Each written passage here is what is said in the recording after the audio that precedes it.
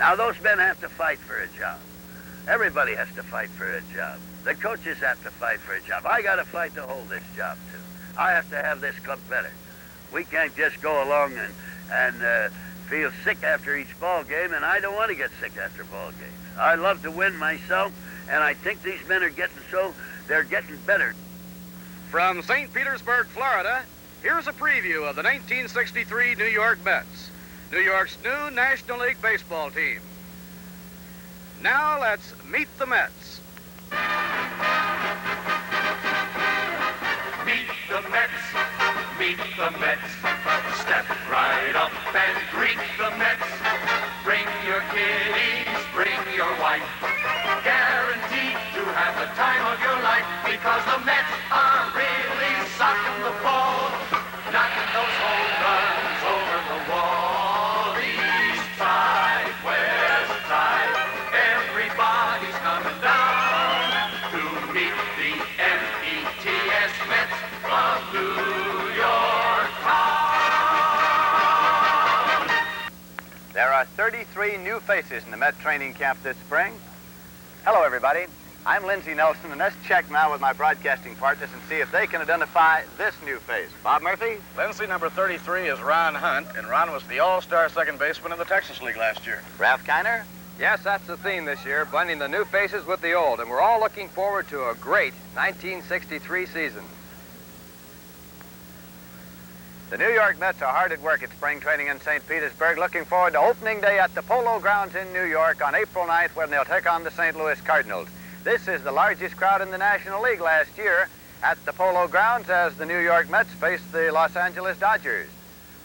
And the coming season will bring many memorable events, such as last year's first old-timers game played by the New York Mets, bringing back many former Giant and Dodger stars. On the last day of the season last year, Casey Stengel, the manager of the New York Mets, made his way toward the clubhouse after a Met victory at the Polo Grounds. Later this season, of course, the New York Mets' new home will be occupied, Shea Stadium in Queens, and this is how it looked about 2 weeks ago as construction is still in progress. Looking at Shea Stadium from the inside, the three-tiered stadium looks like this. And an architect's conception of how Shea Stadium will look when it is completely finished and the home of the New York Mets later this summer. But for right now, Huggins-Stengel Field, the training field of the New York Mets in St. Petersburg, Florida, is where the work is taking place. The most familiar figure in camp is the manager of the New York Mets, Casey Stengel. And Skipper, we're about ready to start a new season.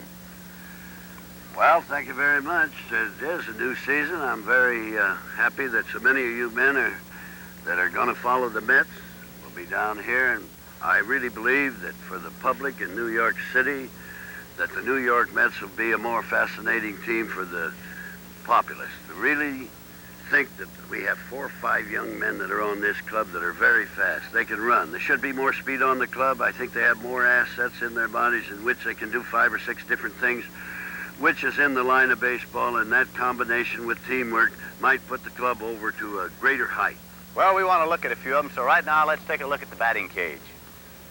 Even though the accent this spring has been on youth, pitching, and defense, there's another very important phase in baseball, and of course you all recognize that, and that is the hitting phase.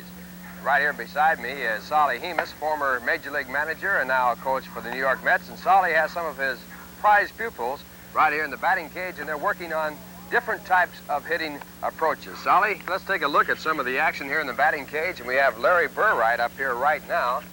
Larry, a very good defensive ball player and second baseman, and working on his batting.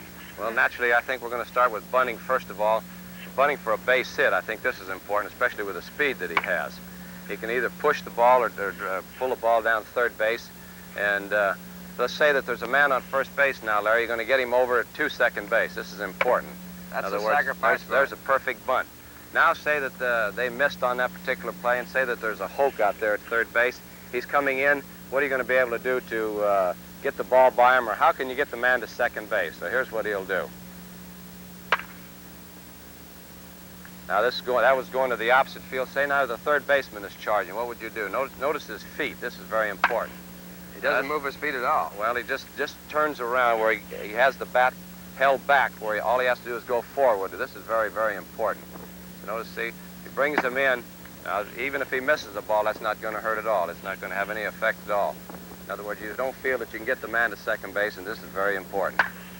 Now, what about a situation where you have a runner on second base and no one out, and you'd like to move him over to third where he might score on a ball in the ground or an outfield All right, you got fly? a man on second base, no outs, Larry.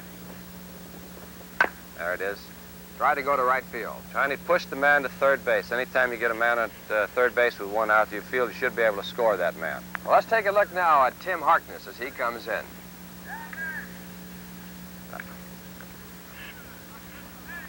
All right, now we have the approach from the other side, a left-handed batter, and Tim, a big, strong hitter, squaring around to make the sacrifice bunt. Which way do you try to bunt in a sacrifice situation? Well, naturally, well, let's take the situation now. Say you got a man on first and second, Tim, and you have no outs, and you're going to have to get the man to third base. You notice you have a left-handed pitcher out there.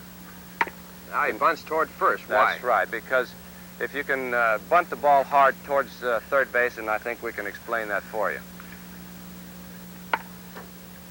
You notice that the left-hander is going over towards the third base position, and he has a very easy turn as far as coming up with the ball and throwing it. Pivot is very, very easy. If you notice, he's right in position to throw to third base. On the first base side, he has the longer throw to third, Right, and now, also has to turn further. Right, and if it was the right-hander on the mound, he'd have to turn all the way around, position himself to be able to throw to third base. So these are the little things that make a good ball club. That's pretty good battle right there. There's a base hit right through. Well, we've seen Tim Harkness. Let's take a look now at Marv Throneberry, one of the veterans on the New York Mets infield. Marv, a big, powerful hitter. He has the strength to hit the ball out of any ballpark. Do you still work with him on bunting and hit and run and other fundamentals like that? He always stressed it, but I don't believe that Casey's going to be bunting too much with power like this in a lineup. It's just like Mays or any other ball player that is your big man, or Thomas. Although Thomas is a very good bunter, he beats out a lot of base hits. I think it's up to the individual if he can accomplish these things. It's very, very important to him. But there's Marv Throneberry. Now let's take a look at Jim Hickman, who's had quite a spring down here for the New York Mets. Jim currently is the leading home run hitter on the Mets, and he's shown considerable progress in his short period in the major leagues. What have you done with Jim Hickman? Well, I think Cookie Lavagetta has to take the most of credit for him. If you notice now, his bat is down. He's come down with the bat just to be able to control the top of the strike zone. Before, his arms were very high, and he had too big of an arc. Now he's hitting the ball more on the line, and I think he feels more comfortable. Mainly, I think that they want him to get to swing at more strikes. I think this is an important thing as far as he's concerned. In other words, to pull the trigger more often. Right. If he does that, I think that he'll have more cuts, and with the power that he has, you'll find that he's going to get more base hits and more home runs. Jim Hickman. Now let's take a look at Norm Sherry. Norm, a former Los Angeles Dodger catcher, and also a former resident of Brooklyn, New York. Norm hasn't played a whole lot of baseball as a starter. What do you do, Solly Hemus, when you acquire a ball player who hasn't played a lot of ball games? Well, mainly you try to find out as much as you can about him, and I think that Clyde McCullough, Bill Dickey, and Casey and other coaches and naturally have talked to him and found out that he's probably one of the better receivers in the league. So you don't worry too much about his defensive ability. You still try to find out as much as you can about his hitting, who he hits best, how you can help Casey as far as the fellas that he can hit rather hit against any certain type of pitching, which is very important in making a lineup. So you try to find out as much as you can the background. You know the majority of it because you've seen him play. You've analyzed him yourself. Your coaches have analyzed him, and naturally Casey knows quite a bit about almost every one of these fellas, even though he hasn't been in this league, because he gets all this information. And I think you put it all together, and you just say, what can he do? How can he help your ball club? And I think he will help the ball club considerably this year. One thing we can find out from this sequence of hitting that Norm Sherry hits very well to the opposite field. He goes behind the runner very well. Now Norm, pull one and we'll close it off. Foul ball, one more chance. Hit one for the Polo Grounds, right? Flushing Meadows. There's Norm Sherry pulling one, and that would go out of the ballpark in the Polo Grounds. That'd be over the roof. Solly, it certainly has been nice talking to you, and it's been very interesting watching how you've worked with these batters during spring training. Well, I think that Casey has stressed all this, and I think that's one reason we're going to be a better ball club this year. Solly Hemus, ladies and gentlemen. Here's a big moment from the New York Mets' first season with Lindsay Nelson at the microphone. Major League Baseball has been going on for a long time, and hundreds of players have played this game, but only 38 of them have had more base hits than this fellow you see right there, Richie Ashburn. And this is going on to center field for a base hit. Rounding third and coming home is Sammy Tate. Oh, he's holding up at third now and going back to the bag. He took the turn, came on until he got the sign from Hemus to hold up. The bases are loaded. And that is an ovation for the announcement of the 2500th base hit for Ashburn. He acknowledges the applause of the crowd. That was base hit number 2500. Don't let those gray hairs around the temples fool you. He has more home runs to his credit than any Dodger in history. A great outfielder and a great hitter. He still wears a Dodger uniform. Duke Snyder.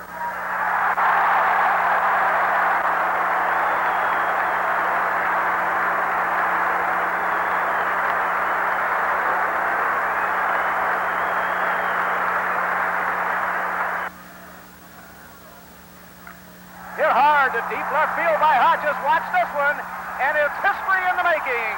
A home run for Gil Hodges. He now has hit more than any right-hander in National League history.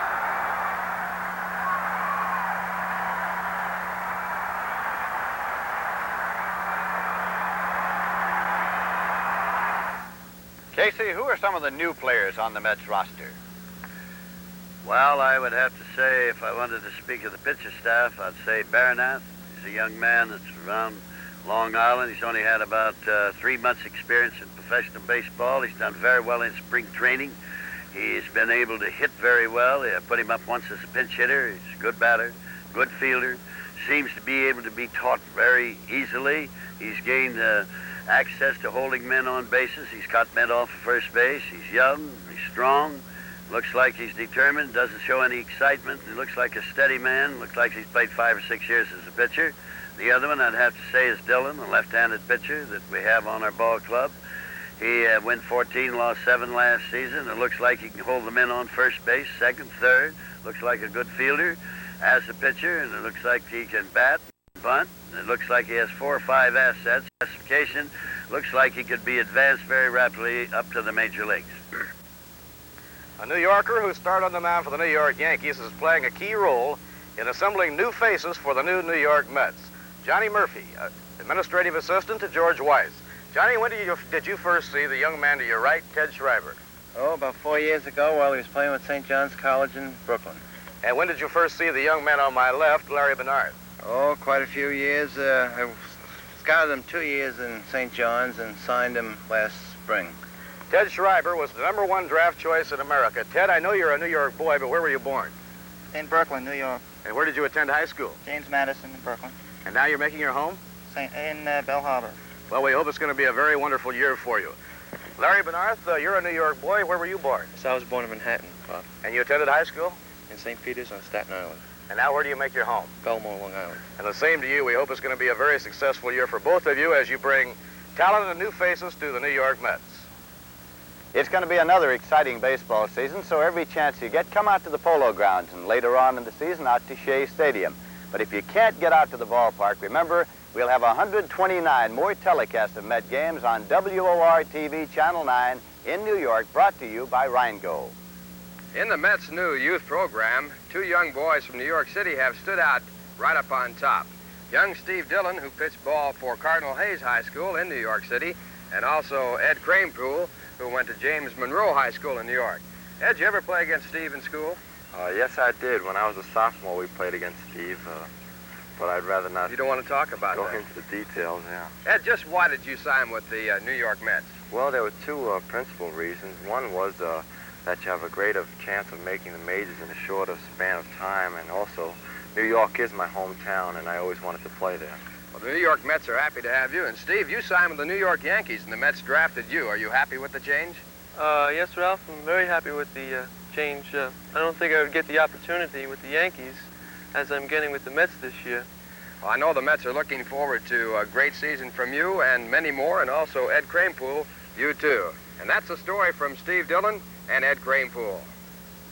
The building of a baseball team concerns many people, not the least of which are the families of the players themselves. This is Mrs. J. Hook, who is here watching spring training. Joanne, have you been here all spring? Yes, we came down right at the beginning. Would you introduce us to the other members of the family? This is Wesley over here. He's 4. And this is Marcy. She's 3. Hi, Marcy. How are you? Okay, fine. She means fine.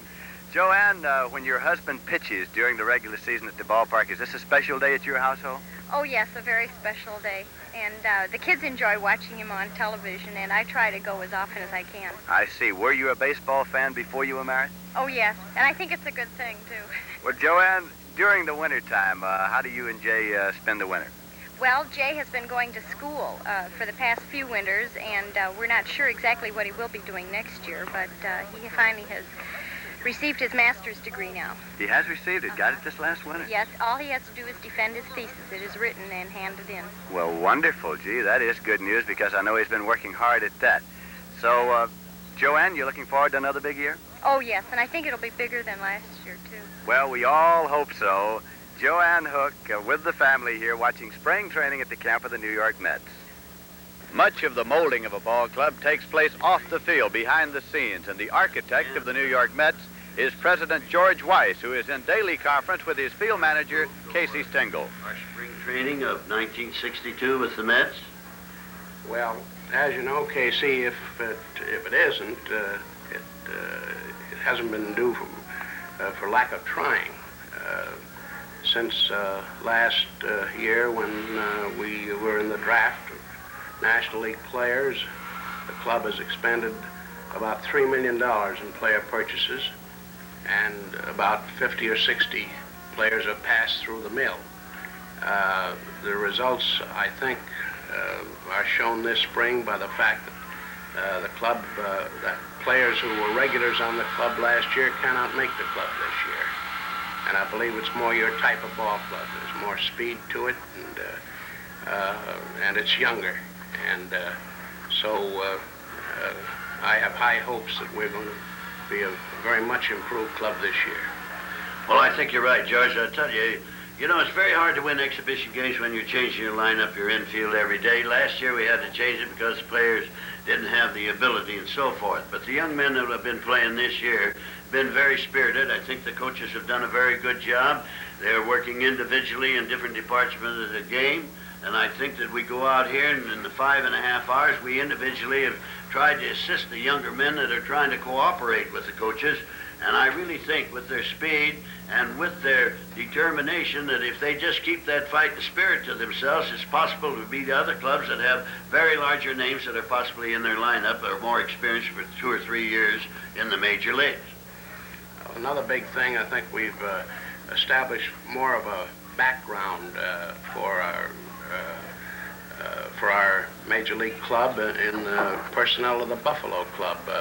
Last year, the Syracuse club with whom we worked had very little material. This year, we have what looks like an outstanding club in Buffalo, and that will, of course, assist us if we need help during the season. Well, yes, I'm glad to hear that, because last season I didn't have any way that I could pick up a man. If we couldn't purchase him, which we have the money and the ownership, we'll spend it for the player. I can see now when I couldn't get a man from AAA, I had to go along with the man that we would have liked to have disposed of and got him off of our big league roster. I really think, too, that that's going to assist me, that some man who might play fairly good, and if I was really pinched, that I could get him from the Buffalo club by possibly assisting Buffalo, though, to have 2 or 3 players in return. Well, here's hoping we won't have to do too much of that juggling. Yeah, thank you very much. I think that the speed of the club is better. I think the people like to see good speed, and they're daring. They're more daring now. On any ball club, of course, one of the most important factors is power, offensive hitting. And on my left, I have a fellow who hit more home runs in New York City than any other player, Frank Thomas. Frank had a great year last year. Frank, how's spring been for you this year? Well, it's been a little slow, Ralph. We came reported late, and actually, we never do have a real good spring. We try to work it easy and take it slow until maybe about the last week of spring training, and then try to hit our peak so that we'll be ready for opening of the season. Frank Thomas, the big power hitter for the New York Mets. And here's a fellow who last year started in the major leagues for his first time. How do you think about the 1963 season, Jim Hickman? Well, Ralph, I hope it'll be better than last year. I feel sure that it will be. And as far as myself, I feel confident that I will have a good year this year. Jim Hickman has all the tools. He's having a very fine spring. And, Jim, I think this might be your year. Well, I hope you're right, Ralph. Like I said before, I feel like I will have a good year this year. That's the offensive department. Frank Thomas and Jim Hickman, and the Mets are looking for a big season from both these boys. Well, of course, a baseball team doesn't score much unless it can run bases. And, Casey, where does base running start? Well, Lindsay, I'd have to say the base running starts in the on-deck circle. I believe that you ought to find that out when you get to the ballpark while you're dressing that day. You ought to know who's going to catch against you that day, whether he's a good throwing catcher or if he's an ordinary throwing catcher. You ought to know who's going to pitch against you, and if you find out who's going to pitch, you ought to know what his move is to first base. So you get all that preliminary stuff, and then you go over immediately. When you get in the on-deck circle, you have to watch and say, I don't want to be confused with too many signs. I want to concentrate on the pitcher. The pitcher is the man that has the object in his hand. It's the baseball. It's very hard enough to watch that pitcher and watch his motions and hit that baseball, so you don't want to be confused with too many signs by the coaches. Right. So we are trying to train these players, if we can, that they can play in the big league if they train themselves without having coaches. We're going to have coaches. We know they're great men to come out here and teach you and to keep it going. But we don't want to use coaches. We're trying to make you so perfect that you wouldn't need a coach. And that's the way we do. We put you in the on-deck circle. For instance, over there is a man. That's Mr. Keneal that's over there. Mr. Keneal is on the on-deck circuit. He is standing now and looking around at the outfield. He's going over whether the man that is in there, whether he's got a man in right field can throw, the man in center, whether he can't throw, the man in left field with a good arm. Now he's ready to go up the plate, and he knows there is one out. Would you take a bust at the ball when you hit it, and we'll say it goes to left field, and when it goes to left field, watch this man sprint and circle first base. Now watch him sprint and circle first. Now you notice the man can't throw it to left field, he's down to second base. He had it on his mind, it's all prepared. The second thing is, when he rounded first, did you notice that when he rounded first, he went, and that throws him in a direct line to second base. Straight line to first, straight line to second. Why make it in a circle and run out where the second baseman is and then be 10 feet further going and circling the bases? All right, can we move on? Step right up there. I'll show you the greatest thing in baseball today is not base stealing, it's base running. That means go from first to third. Now you got to cut this circle. You can't go way out there. You've got to hit second, go in a straight line to third. Then the infield is brought in. Any man can go from first to third, brings the infield in. Instead of playing deep, where do they play? They have to come in and play in here. Now, every batter that we had, if we were playing with the infield in, we'd all hit 50 points more all year. That's why base running is better than base stealing. So I'll show you some base running. Watch him. He's looking around to see where his outfield is, who can throw. He wants to see where they're playing in the outfield.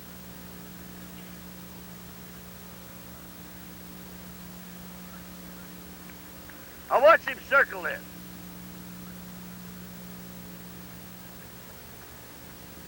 See, it's great to have the infield in. It's fly ball will score you. Anybody that hits 250 and with the infield back could hit 300 with an infield in. So your base runner becomes very valuable to your ball club. Why? Because if he can go first to third, and from third home on infield balls, you're good where you can get to home plate. In other words, if you can hit or if you can run, why, you're going to become very valuable to the club and help the pitching staff. And so that is the definitive discourse on base running by the manager of the New York Mets, Casey Stengel. The equipment manager of the New York Mets is Herb Norman. Herb, this year, the second year for the New York Mets, as you handled all the equipment and the uniforms here in spring training, you had a larger squad to take care of. Yes, we did. But It's been a good camp, though, hasn't it? it was a good camp. We had 50 men this year. Now you're breaking camp and moving north for opening day on Tuesday, April 9th. How do you get everything up north? We fly it back with the team, Bob.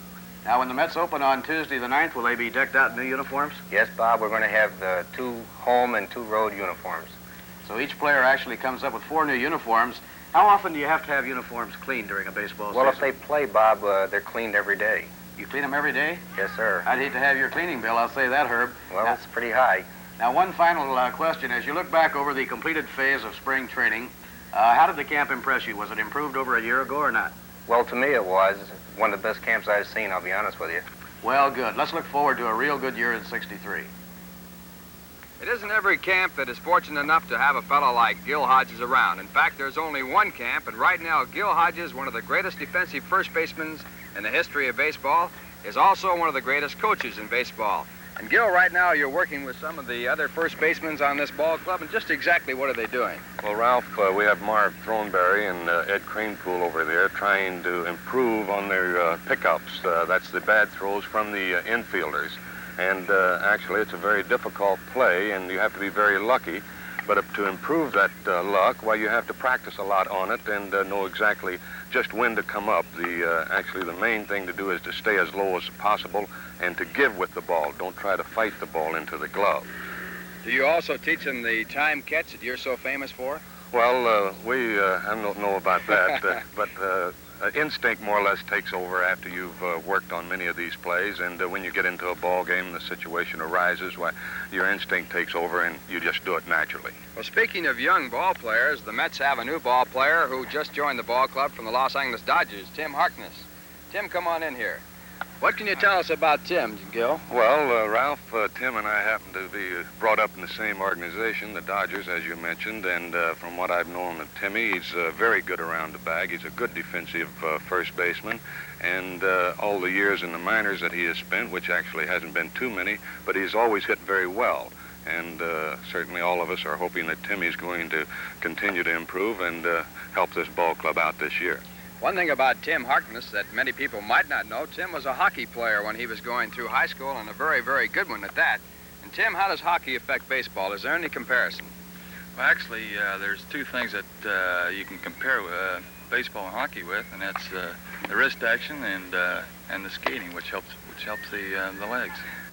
In using a stick in hockey, you do use the same sort of wrist action as you would with the bat in baseball. Sure do. I did a lot of practicing on my wrist action to improve my shot, and I believe it's helped me in baseball.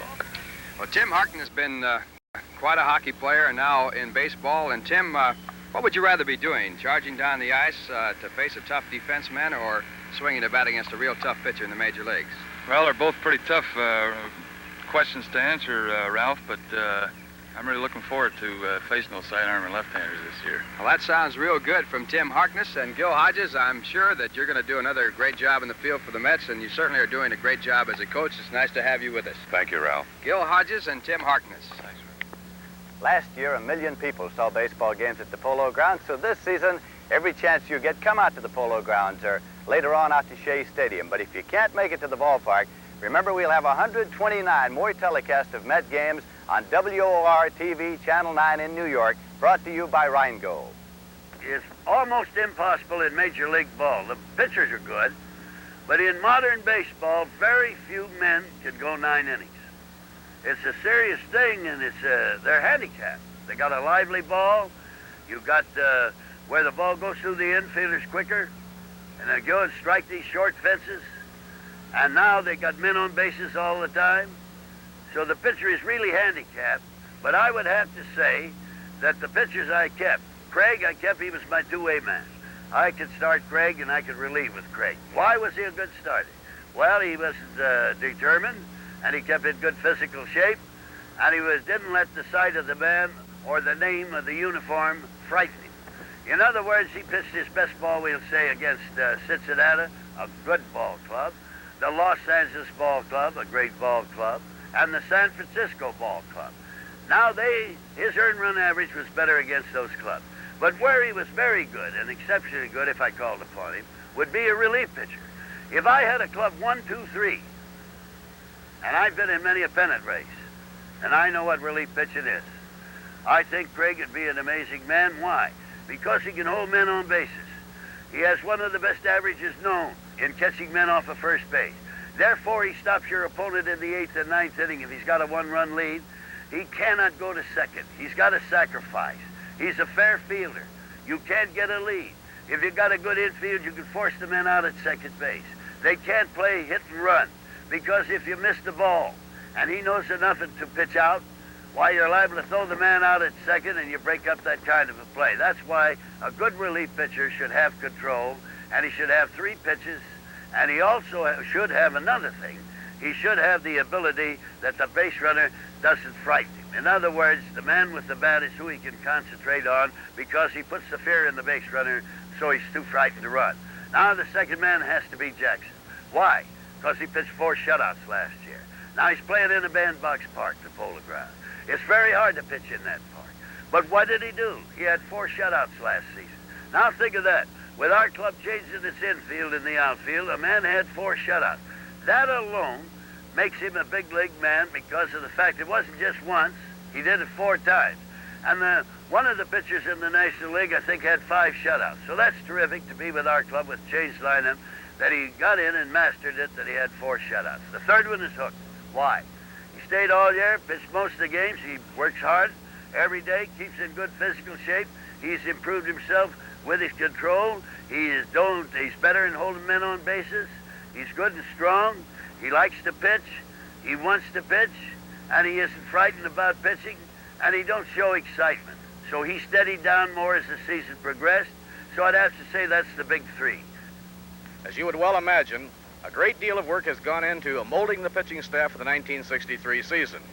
Roger Craig, the premium right-hander, had holding runners close and picking runners off. Roger last year picked off 13, including the mercury-footed Maury Wills. And Roger is the dean of the New York Mets pitching staff. The new pitching coach for the New York Mets is Ernie White. Ernie, a star right-hander in his own right during his brilliant playing days with the St. Louis Cardinals. Ernie, you've been working long and hard. It won't be long until opening day. How do you feel about your pitching staff for the coming season? I feel very good about the pitching on this club, Bob, and Roger's been very helpful in working with all the right-hand pitchers with his pickoff move, and we might be able to hold some more men closer to the base this year. Well, the way your pitching has been going in spring training, there haven't been nearly as many men on base to hold. I've never seen a pitching staff work as hard as this one, Bob. Each and every man goes about his duties every day, and we've worked out twice each day. And they've all gone through their fundamentals, and fortunately, we haven't had a sore arm in camp. What are the things that you have to work on down here in addition to such a thing as holding a runner close? Well, fielding your position, your curveball, your change of pace, and your off pitches if you have such as a knuckleball and a screwball or what have you. All right, let's get veteran Roger Craig over here and talk to Roger for a moment and see how he feels about the opening of the 1963 season. Because Roger, although a young man, is the dean of the New York Mets pitching staff, and I know is looking forward to the coming season. Roger, good to see you again. Nice to be here, Bob. They're going to call you Cowboy Craig, I guess, because I know out in the Los Angeles area you had about 70 or 80 horses this winter. Yeah, I got a riding stable out there, and it's doing very well. Well, how do you feel about the coming season, the new ball club, the blending of the new faces with the old faces, Roger? Well, Bob, I've been very well pleased with the way the club has looked this year. Our pitching staff has really looked good, and I was talking to Ernie the other day. It's going to be hard to cut this pitching staff. We got about 15 pitchers that have looked real good, and we've all worked very hard this spring. We learned a lot last year from experience, and I think the main thing is also, besides the pitching, is going to be the defense. Our defense is going to be a lot better. This Larry Burright, Ken Hunt, and this Al Moran, Tim Harkness, they all look very good.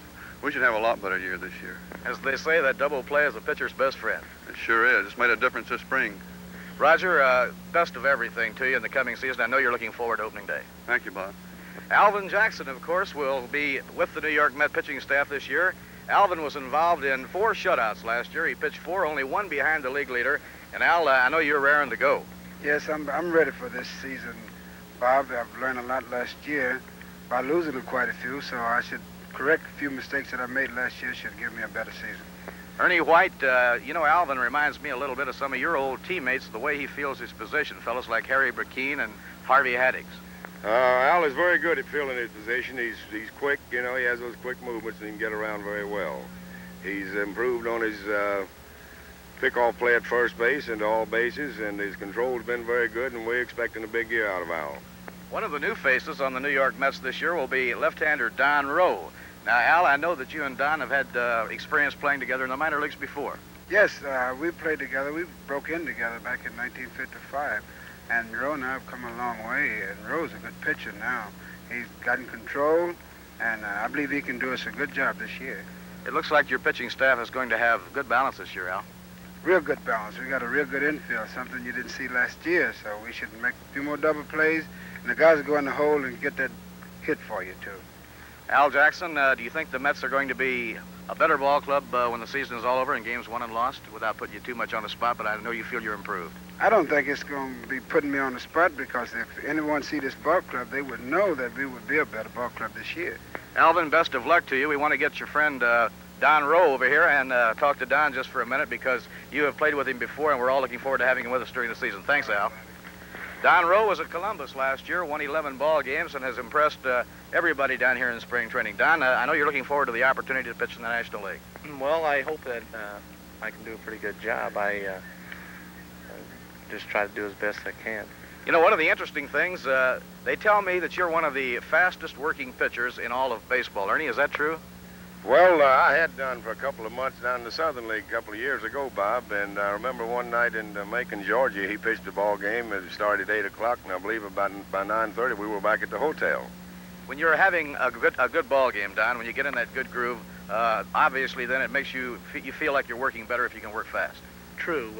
I feel that by pitching fast, that the hitters play at my pace instead of me playing at the hitter's pace. A lot of hitters get up there and like to step out and play at their pace, but if I can get them playing at my pace, I feel that I have the advantage. Do you rely on any of the so-called trick pitches like knuckleballs or forkballs, or do you just go with the fastball, curve, and slider? That's all I throw: fastball, curveball, and slider. Don Rowe, the very best of luck to you. We hope it's going to be a banner year for you and all the Mets. Thank you very kindly. Thank you.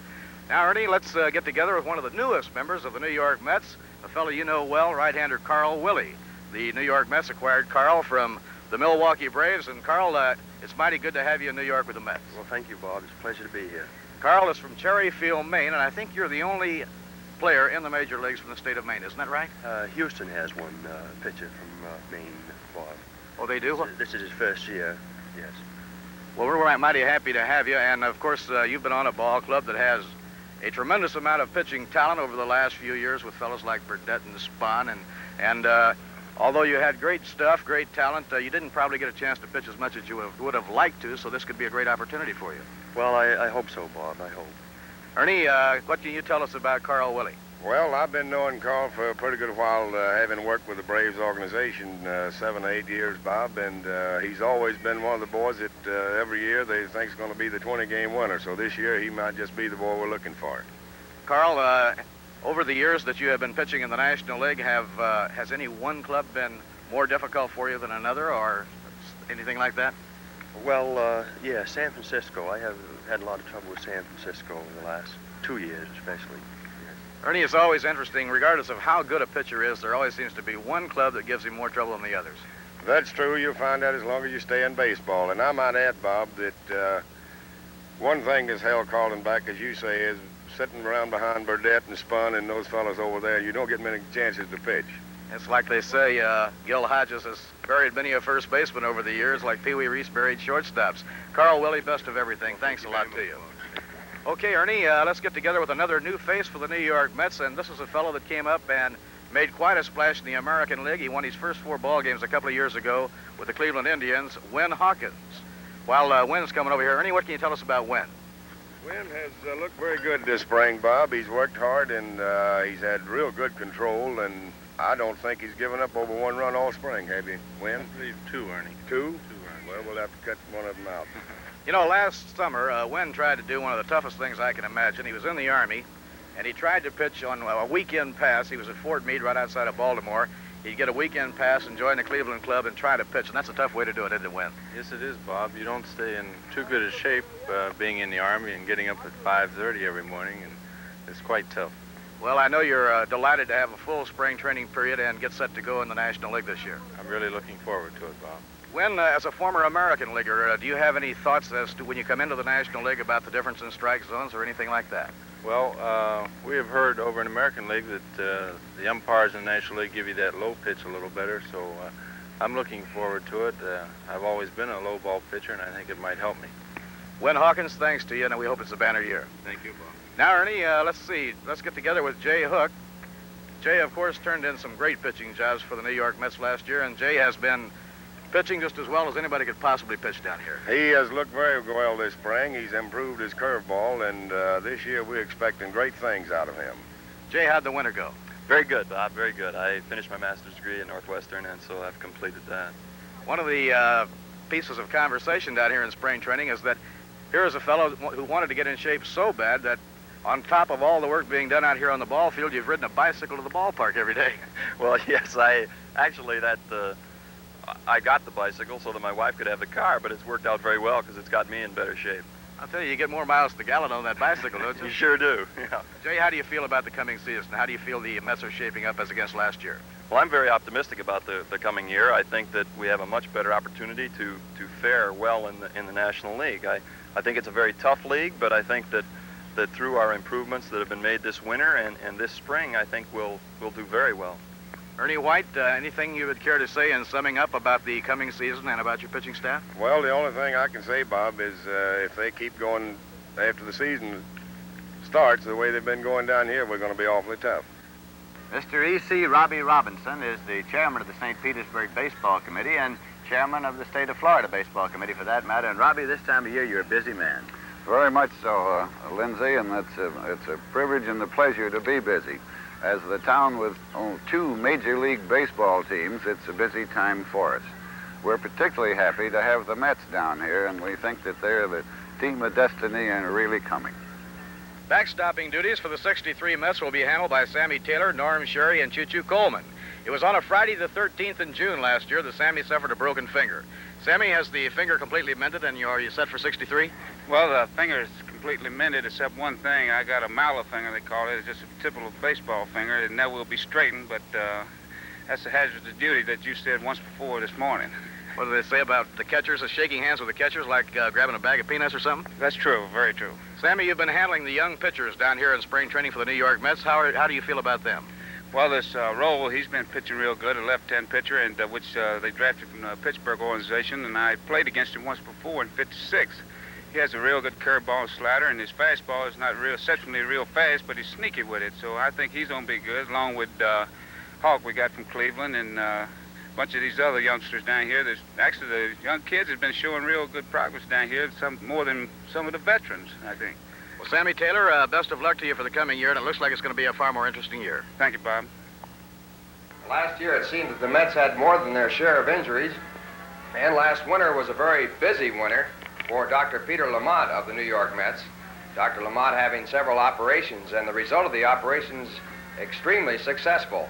And right here to see that these players stay in shape after their good recovery is Gus Moss. And Gus, you've had a fairly busy spring, and you've done a great job. Thank you, Ralph. As you said, Dr. Peter Lamont did a terrific job, and as soon as the season was over, he operated on these boys in order to give us a chance to have them ready when the season starts. Well, over here we have a Cliff Cook. He had a spinal fusion done in the lower part of his back.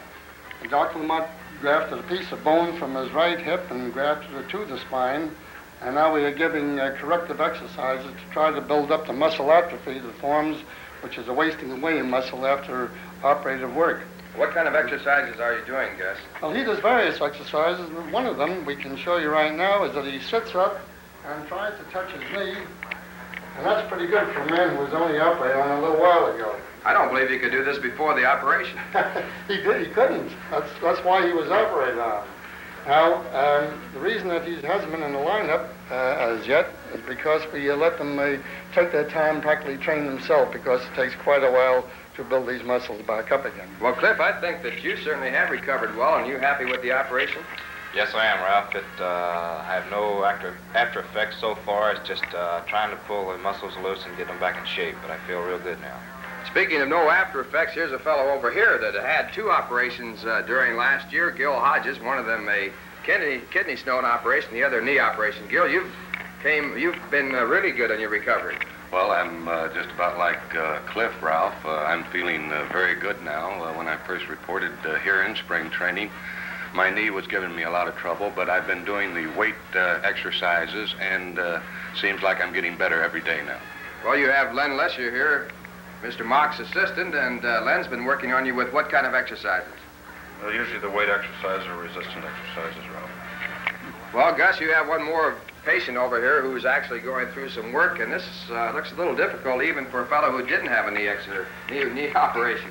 Well, he had the same type of operation that Gil did. He had a cartilage removed, And anytime you're doing knee operations, the thing that happens there is that you also get a muscle atrophy in the quad muscles up there. And the idea of this weight is to build up these muscles so they can support the knee. Rod Keneal, how do you feel this year? Fine. I feel fine, Ralph. Rod, of course, is one of the speed merchants on the ball club, and Rod, you're running as well as ever, I believe. I think I'm a little faster. Well, we'll have to work on that again, then, huh? We start off with about 3 to 5 pounds, and I guess we're up to about 20, 25 pounds on them now. That's a real tough exercise. And here's the last fellow who went through a operation, Charlie Neal. Charlie, you had a hand operation. Exactly what was it? Well, Gus can tell you more about it. They removed a growth from inside the thumb. It used to pain him terrifically when he grasped the bat. He also had a removal of a growth up in the wrist. And Charlie, of course, got the jump. We realized that he wasn't going to do much toward the end of the season with the pain he was suffering, so we had it operated on 10 days or 2 weeks before the season closed. He's gotten terrific results. We now have him using what we call nutty putty. It's It's the stuff the kids use, too. That's right, it is. It's a hand exerciser. At least we use it as such instead of a rubber ball because you have more elasticity in it. Well, Charlie, you have been hitting the ball awfully well this spring. It should add about 50 points to your batting average, shouldn't it? Well, I hope so, Ralph. If this work out and I have 50 points, then I would try to have the other hand operated on. You'll work on the other hand. If Neal could grab the baseballs that he's doing there and the slow hit balls at third base, and if Moran could do it at second base, all we have to do then is plug up, you might say, second base. Now, if we go to plug up second base, you got to go with Bearnarth that's fighting for a job, Keneal that's fighting for a job, Schreiber that's fighting for a job, Hunt that's fighting for a job, Green that we got from the Red Sox is fighting for second base. So we haven't picked our second baseman. Well, we've got 5 or 6 second basemen that are fighting like the dickens to get the job. And I honestly think the infield this year will shock the fans in New York City to show you that they really can do the work defensively. Former Major League infielder, Major League manager, and coach of the New York Mets, Cookie Lavagetto, is with us. Cookie, they're talking a great deal about the improved infield defense this year. You have new faces. I wonder if you'd talk to us a little bit about them. We've been talking a lot about Al Moran, the shortstop down here this spring. Well, Al has done a great job at shortstop for us. He's got a great arm, he's got a great pair of hands, and he's moving around pretty good. And as you know, Murph, the double play is the greatest play in baseball. And if we can make these double plays and continue to make them as in spring, where the club is going to improve 100% of the double plays. Bearnarth is very good at the double play, and I think he's one of the finest in the National League at making a double play. We have the Schreiber. He's working on it right now. He made it perfect at the time. And, of course, we have Rod Keneal is improving it around second. Been working on a double play. And also we have Hunt here. They're all good-looking boys, and they all got good range, and they got... it's going to be a problem to pick the second baseman. Let's get Al Moran over here and let the folks take a good close look at Al, because he's really been turning in some eye-popping plays down here, well, Cookie. this is the kind of observation we make. Like yesterday's ball game, I already talked to you about it. Now, on that Cunningham on the hit and run, you left the position too quick. Now, what you have to do is make sure you shorten up and hold until you see what happens. Because it only takes one step one way, and a guy hits a dribbler the other way, and you've lost the play. Right. But you've been doing a great job, Al. Thank you. Al, I know you've had 5 years in minor league baseball in the Red Sox organization, and your play down here has just been great for the New York Mets. How do you feel about looking forward to the possibility of going to New York? I'd like that very much. Well, we want to wish you all the best of everything, because it's been a nice infield to watch down here, hasn't it, Cookie? It sure has. Al Moran, best of luck to you now. Thank you very much. And we hope it'll be a great season for you. Thank you.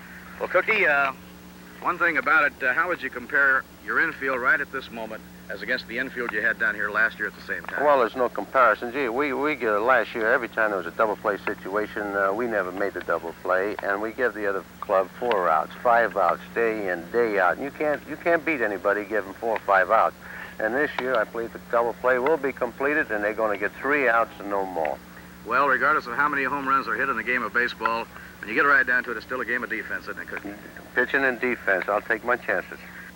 The Mets are a New York team being built for New York by New Yorkers, and among the most intense New York baseball fans are the owners of the New York Mets, and the chairman of the board is Donald Grant. Thank you very much. We're very happy to be here. Mrs. Payson here was the principal owner, and Mr. Trask and myself are only sorry that Herbie Walker isn't here with us too, because he's terrifically enthusiastic. We enjoy baseball. We think we have the greatest city for baseball, wonderful fans, wonderful sponsors, and great support in the city of New York.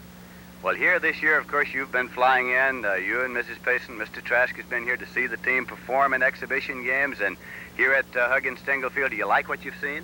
Oh, we like everything we see. We have a very enthusiastic, young group of ball players from which we expect to have a very good fighting team. And we'll give the fans everything they hope for. And so you see, the owners of the New York Mets, like you, are New York Mets baseball fans. Everybody has to fight for a job. The coaches have to fight for a job. I got to fight to hold this job, too. I have to have this club better. We can't just go along and feel sick after each ball game, and I don't want to get sick after ball games. I love to win myself, and I think these men are they're getting better now, each individual on the club. Why? Because we're trying to train them like they're coaches. If they got some individual work, we'll let them teach it. We're trying to copy and put in stuff in which we can make the man, if the coaches didn't come out there that day or the manager, they could get up there and run themselves within 2 or 3 years, and naturally you're going to have a better record if you're playing together with teamwork. For base running, I mean bunting, getting more expert on sacrifices, keeping down pass balls, making your pitcher more confident that he can load for you, making him get off the rubber and cover first base, making the infielders tag those runners instead of tagging, just timid-like. You got to just play when you're out here, and you got to play against your opponent. And I think this ball club this year, all of them are trying to do the best they can, and it's really remarkable that they've done as well as they have. It isn't just all luck. Any club that can win at any time, because the other side's still trying to beat you. And I'm using new men in the lineup, and I've got 4 or 5 men that come along forward. One of the newspaper men who has most closely followed the progress of the New York Mets is Dick Young of the New York Daily News. Dick, we sat here just about a year ago talking about what was going to happen, and now today we've seen what the Mets have been doing in spring training. Where are we in the building of a ball club? Well, Lindsay, I'd say that this is a second phase of the Met operation. Of course, last year was the initial phase. The Mets went for the old established National Leaguers, the ones that would help bring the fans back to the National League in New York. And now that they've kind of passed out of that, I would say that there isn't more than 25% of the old men from last year in this year's camp. Well, how were they able to go about moving into this second phase, Dick? Well, of course, through trades and purchases and the draft mostly, and the concentration on youth in the free agent field. Uh-huh. Well, now, of course, the purpose, as you say, last year was to bring the National League fans back. Do you think that was accomplished? Oh, I think it was done beyond their expectations. The fans were just the greatest. The fans, in fact, were as exciting or more so than the team, and I think the fans became the talk of the nation. I think they did. It seemed that baseball was sort of fun again, wasn't it? That's right. It was incredible to see the enthusiasm of those fans and the fact that they just never gave up, no matter what the score was on any particular day. The result was actually that the Mets outdrew 3 other clubs in the National League and 5 clubs in the American League. Now, what do these fans have to look forward to, Dick? Well, I think they still must be a little patient. Of course, you can't just build a team in a period of a year. You have to do it from the bottom up, and I think they are headed in that direction. They have some real good young talent that has to come along a little bit farther, but it has speed, and it does have that youth, and I think it's going to be a more exciting team this year. I think you're going to see a lot of running. Casey says that he's going to try to run them this year, and I believe he's going to do it. Those are the observations of baseball writer Dick Young. Players, you are representing New York City, where there are great opportunities, especially in baseball. I realize what a great city it is because of the fact that I played on 3 major league cities in New York.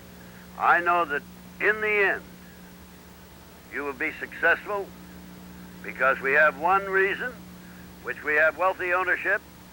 Mrs. Payson, that is probably the largest stockholder in the club, is anxious for a winner. And a winner means that she's willing to spend money to buy outstanding players to assist you to grade up and get higher in the National League. Then you have a new stadium that's coming in. Just think, you're going to get to play in the most modern stadium that's in the National League. everything will be done to make your career greater, and you'll have the city in which you'll have the population that will attend the games, and you should do greater in your work. Always remember, too, that you got to be careful of your associates. Don't let some slick fella see you, give you a good line of talk, and get your mind off of baseball. It's great to be a big leaguer. If you're a big leaguer, very few people can become a big leaguer. The only way you can do it is with hard work, taking care of yourself, be on the field on time, put your time and effort into the work, and don't be afraid of any opponent. It's a terrific thing if you can find out that in baseball you have a short career. But it's a great career to be a big leaguer, and it's a great career to make money. So when you get into a big league and you're in a large city where the population is standing behind the New York Mets, you can do something for yourself, and always remember, it's a short career, I'm going to make the best of it. Now, I think you ought to this season be thanked because you have come from behind this year with a lot of criticism over the Mets, and it's been outstanding the way every player on this team is put out in this spring training camp. And if you can continue that way the rest of your life, you're all going to be successful in baseball. Well, you've met the Mets as they get set for their second season of baseball in New York City. Opening day, Tuesday afternoon, April 9th at the Polo Grounds. We invite you to come out often this year to see the Mets. If you can't make it to the park, we'll have 129 telecasts of Met games on WOR-TV, Channel 9 in New York, brought to you by Rheingold. Bob Murphy, Ralph Kiner, and I will be on hand to do the commentary. Our thanks to Dick Young for his assistance in putting this show together today. We'll see you at the ballpark.